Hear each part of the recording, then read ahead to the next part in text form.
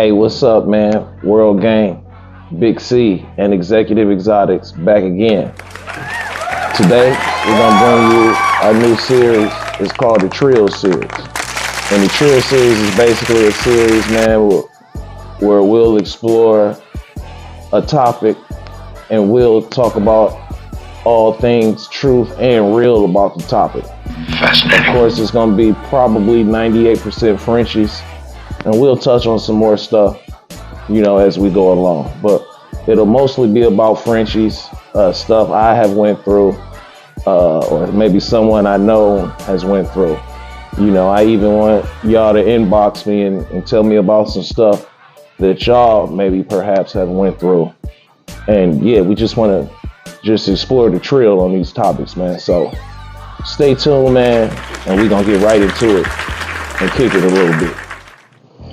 Today, on the Executive Exotics Treal Show, we're going to talk about the random woman from Facebook who blocked me. Yeah, it sounds crazy, I know. But yeah, she blocked me on some straight BS, man. She's like, baby girl, she was in her feelings or whatever. So this what happened. I was looking for a big rope girl. And, I was willing to pay some good money for a big rope girl. So I told her my budget. To be honest, I told her it was around $25,000. So she told me that she had some options in that range. I said, cool, send over some pictures. So she sent over some pictures or whatever. And they were all very beautiful dogs. Real pretty big ropes. All impressive blood, DNA, the whole nine. So, yeah, it was like, so she told me all of her prices and everything, and she had some dogs that was in the 25 to 30K range. I took a look at them. They all look good, and she told me, that they carried Pied and Brindle. It was in the blood report. I looked at it. Now, first of all, I'm not that guy that's tripping on that. I love me some Pied. I love me some Brindle. But for this particular project, it didn't fit into my program. I didn't want to start off that rope lineage with the Pied and the Brindle. I wanted to breed it in as I needed it, if I needed it. So I'm like, yeah, the ropes look good, the rope girls look good, but I don't want the Pied or the Brindle. And so, she kind of didn't reply for a minute. I'm like, dang, where'd she go? And y'all gonna trip out when I tell y'all what happened when she finally came back and replied. So she says to me, she texts back, if you don't want Pied or Brindle, I have another dog for you. I said, cool, let me take a look at it. She sent the dog.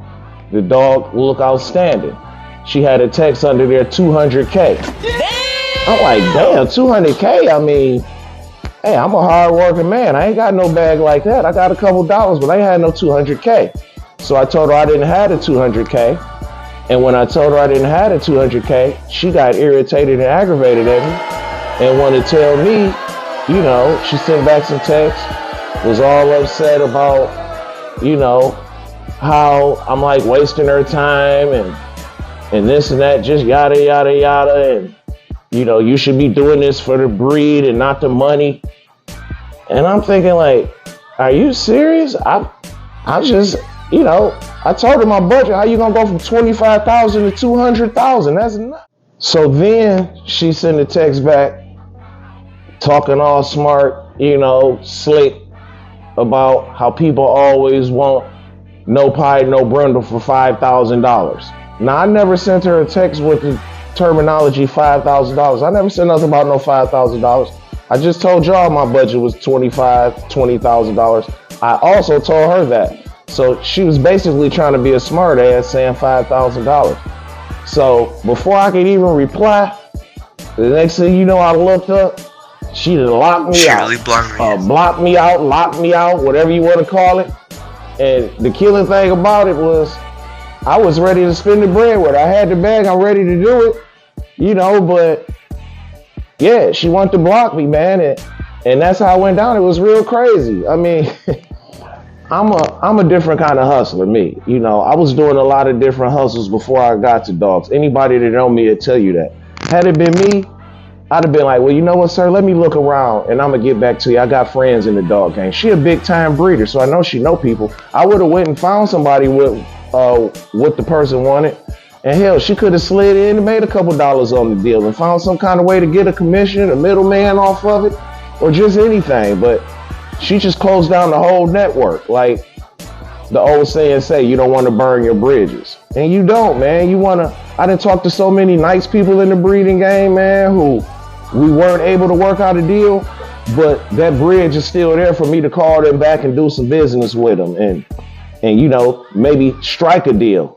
So yeah, you don't want to close your doors, man, on nobody, man. Keep everything solid and civil. You don't want to be cussing people out and all that craziness. So yeah, world gang. All in all, I ain't lose a damn thing. If anything, I gained. With her blocking me, it was like one door closed and 2 or 3 doors open. You know, my big road gang and my big road connections started getting more solid, and I was able to land a super solid rope. And yeah, it's gonna turn the program around, so I'm happy about that. Lady, I want to thank you for blocking me. I appreciate that. I hope y'all was able to pull something out of this video as far as keeping your networks and connections open with people. Don't fall out with people. I know plenty of people who I did not strike a deal with, and they still left their door open for me to call them and ask them any kind of questions just because, you know, that's how we was conducting ourselves, doing pleasant business and just talking and kicking it, man. So keep your connections open. This Big C, Executive Exotics, and the Treal Deal signing off. Peace out.